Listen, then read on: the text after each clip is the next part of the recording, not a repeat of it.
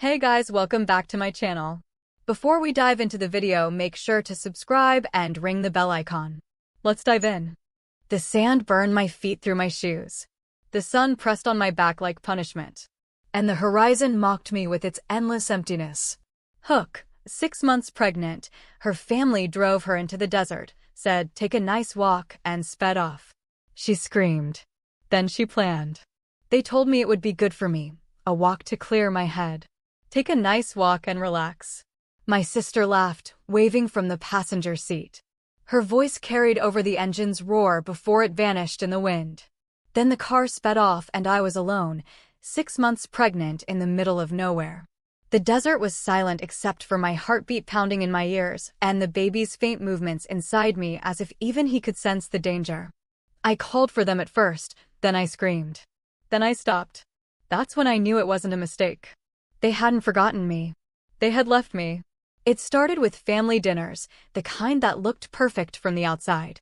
Matching smiles, prayers before meals, laughter that echoed too long. But I should have known better.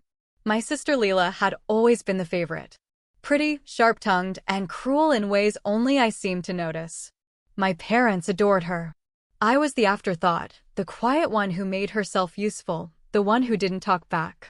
When I got pregnant, I expected anger, disappointment, maybe, but not this.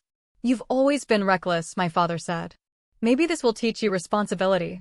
I didn't realize then that this meant abandoning me like trash in the desert. It began with whispers, phone calls that ended when I entered the room. Glances exchanged across the dinner table. Leela's smirk every time she asked about the baby's father. Then one night, I overheard her.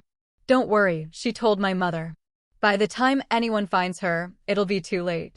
We'll say she wandered off. You know how emotional she gets." I didn't breathe, didn't move. I just listened.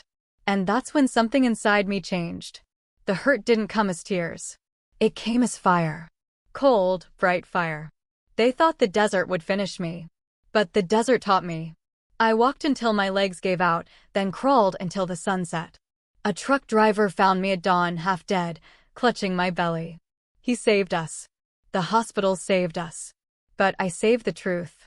I kept every detail, every word, every plan they whispered.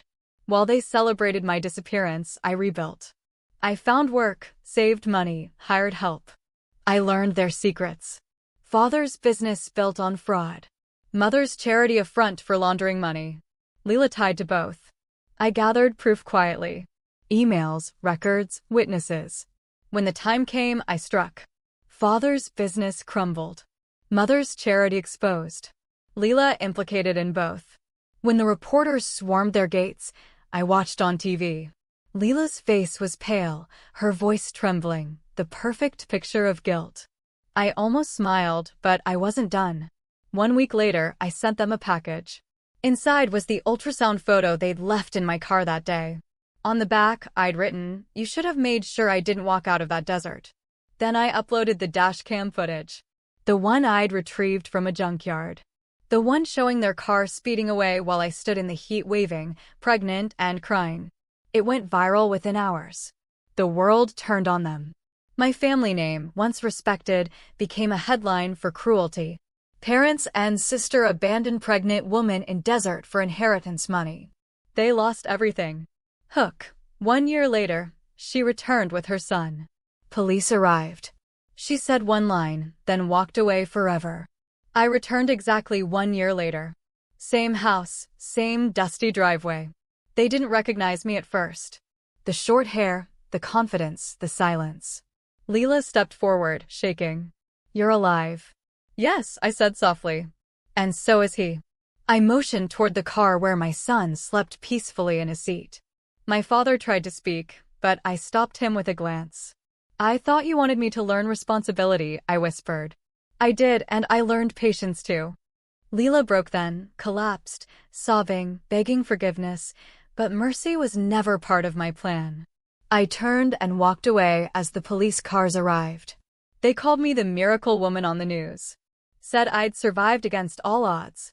They didn't know that survival was just step one. Sometimes late at night, I still hear the desert wind. I still remember the taste of dust, the sound of tires fading into the distance. But it doesn't haunt me anymore because that same wind carried my vengeance. It whispered through courtrooms, headlines, and ruined reputations. They wanted me erased. Instead, I became unforgettable. And every time my son smiles, I remember. They tried to bury me, but I grew from the sand.